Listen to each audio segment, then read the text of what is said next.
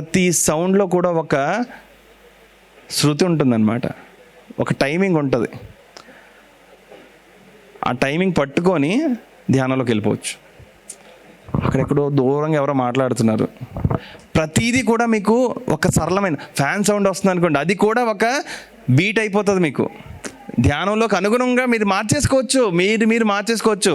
Traffic signal మధ్యలో మీరు కూర్చున్నా సరే ధ్యానంలోకి మిమ్మల్ని తీసుకెళ్ళిపోవాలి ఆ సంగీతం. అర్థమైందండి?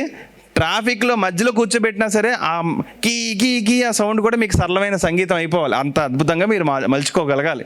సో ఈ విధంగా మీ యొక్క ధ్యాన స్థితిని, ధ్యాన ప్రక్రియను మరింత సులభతరం చేసుకొని మరింత ఈజీగా, మరింత ఆనందంగా గురువుగారు ఇచ్చిన మార్గంలోకి మీరు వెళ్ళి మరింత ఆనందంగా ధ్యాన మార్గంలోకి వచ్చి సెల్ఫ్ చెక్ చేసుకుంటూ వీళ్ళని తొందరగా ప్రకృతిలోకి మమేకం అవుతారని నేను కోరుకుంటున్నాను.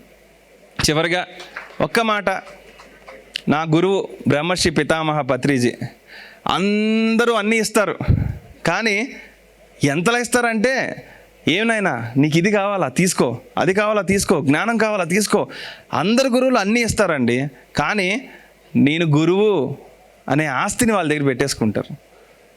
నేను గురువుని నాయనా, నువ్వు శిష్యుడివి, నీకేం కావాలో తీసుకో, జ్ఞానం కావాలా, ఆధ్యాత్మిక జ్ఞానం కావాలా, ఏం కావాలో తీసుకో, కానీ నేను గురువుని అనే ఆస్తిని పెట్టుకుంటారు. నీ శ్వాసే నీ గురువు అని దాన్ని కూడా త్యజించిన మహానుభావుడు నా బ్రహ్మర్షి పితామహ పత్రిజీ. ఒకసారి గట్టిగా చప్పట్లు కొట్టి ఆయనకి ఎప్పుడు ఆ గ్రాటిట్యూడ్ని తెలుపుకుంటూ ఆయన ఇచ్చిన జ్ఞానాన్ని అందరికీ పంచుతూ మనందరం ఆనందంగా ఉండాలని కోరుకుంటున్నాం. ప్రకటనలు మీవి, ప్రచారాలు మావి.